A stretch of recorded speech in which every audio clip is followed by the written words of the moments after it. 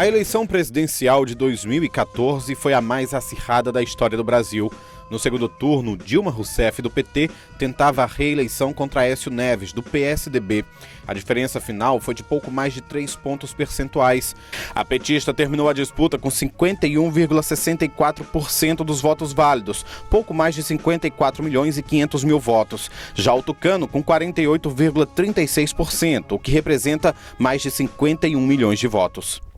A partir daí, começou um embate ainda maior. Diversos grupos começaram a se organizar para pedir o impeachment da presidente Dilma Rousseff.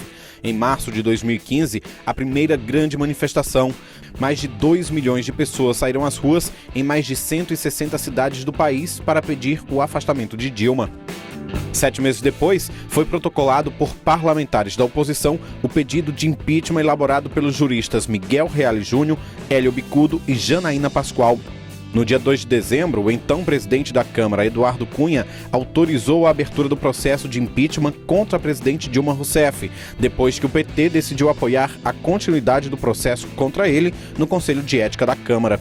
Em abril desse ano, a Câmara dos Deputados teve a sessão mais longa da história. Depois de quase 43 horas, 367 deputados votaram pela abertura do processo de impeachment da presidente Dilma Rousseff.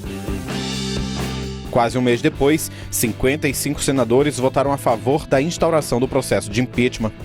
Com a decisão dos senadores, Dilma Rousseff foi afastada e o vice-presidente Michel Temer assumiu a presidência da República. De lá para cá, já se passaram mais de 3 meses e muita coisa aconteceu. Novas medidas econômicas foram adotadas, as reformas previdenciária e trabalhista foram anunciadas e escândalos de corrupção envolvendo membros do governo interino vieram à tona. Com tudo isso, uma pergunta fica no ar. Qual é a avaliação que as pessoas que foram contra e as pessoas que foram a favor do impeachment fazem do governo interino? Logo depois do início do processo de impeachment no Senado, o jornal Folha de São Paulo publicou uma reportagem com gravações telefônicas entre o senador Romero Jucá, à época da divulgação ministro do Planejamento do governo Temer, com o ex-presidente da Transpetro, Sérgio Machado. Na conversa, Jucá fala que é preciso resolver a situação, mudar o governo para estancar o que chama de sangria, em referência às denúncias contra políticos e empreiteiros na Operação Lava Jato. Segundo a reportagem da Folha, Jucá falava em um acordo, um grande acordo nacional para barrar a Lava Jato. Para o filósofo Pablo Capistrano, que é contra o afastamento de Dilma Rousseff, as gravações revelam um caráter conspiratório no processo de impeachment. O conteúdo político do golpe ficou muito claro quando esses áudios vazaram e a gente percebeu que o motivo, digamos assim, da articulação do processo de impeachment era para bloquear a Operação Lava Jato. Já para o economista Rubens Ramos, que é favorável ao impeachment, as ligações entre Jucá e Sérgio Machado não passam de conversas de bastidores comuns na política. Existem articulações políticas para tirar Dilma, evidentemente, quem é contra Dilma quer tirar Dilma, e para manter Dilma. Mas é jogo político. Agora, que ela teve efetivamente crimes que são passíveis de ser deposta, tem. O fato é, o impeachment de Dilma Rousseff divide opiniões, assim como as primeiras medidas adotadas pelo governo interino, especialmente as propostas de reformas trabalhista e previdenciária.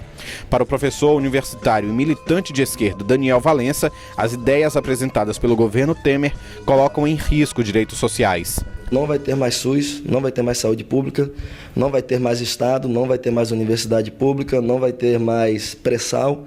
Se mesmo sob essa condição temporária foi feito tudo isso, o que não será feito até 2018?